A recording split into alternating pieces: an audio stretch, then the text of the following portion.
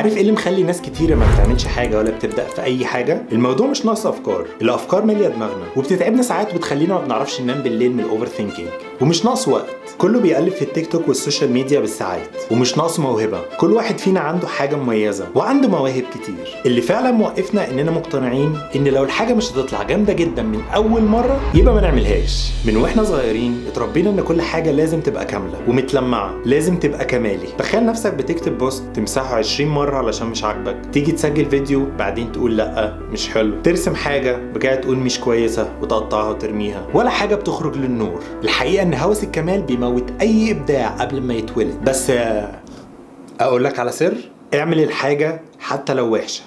بالعكس، لو هي وحشه يبقى كده انت ماشي صح. بص على الانترنت، احنا طول الوقت بنشوف فيديوهات بكواليتي جامده، صور انستجرام اكنها اعلان، رسومات اكنها بتتعرض في معارض. بس ما ننساش ان ورا كل لقطه كامله في ساعات فشل ومحاولات ملهاش عدد. الكمال في الحقيقه هو خوف بس لابس بدله شيك. الخوف مش بيخليك احسن، الخوف بيخليك قاعد في امانك، والامان ده عدو اي نمو. افتكر زمان وانت طفل كنت بترسم اي حاجه وتبقى فرحان بيها جدا وبتوريها لكل الناس، كنت بتقعد تكسر في العابك وتقول ان انت مخترع، كنت تقعد تحكي حكايات ملهاش اي معنى وتضحك عليها وتقعد تحكيها لكل اللي حواليك. فايه اللي اتغير؟ اتعلمنا نبقى مكسوفين، اتعلمنا نشوف الدنيا يا ابيض يا اسود، يا حاجه جامده يا حاجه وحشه، وقررنا ان احنا ما نعملش حاجه احسن من ان احنا نعمل حاجه مش كويسه. بس خد بالك، الحاجه الوحشه مش عكس الحاجه كويسه، الحاجه الوحشه هي اول خطوه للحاجه كويسه. ده شفت حد بيكتب روايه من اول مره؟ عمرك شفت لاعب كوره بيطلع اقوى مستوى ليه من اول ماتش؟ لا. عمرك شفت مغني بيغني صح من اول مره؟ بيعمل حفلات بيحضرها الالاف؟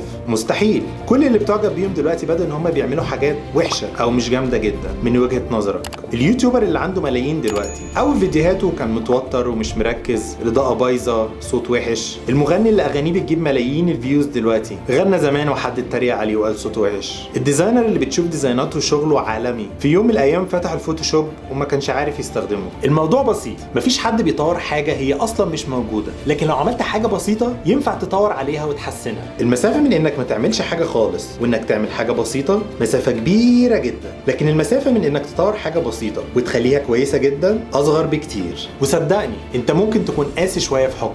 الحاجة اللي انت شايفها وحشة ممكن تعجب حد غيرك، ممكن تلهم حد يبدأ، ممكن تخلي حد يحس ان مش هو الوحيد اللي بيغلط.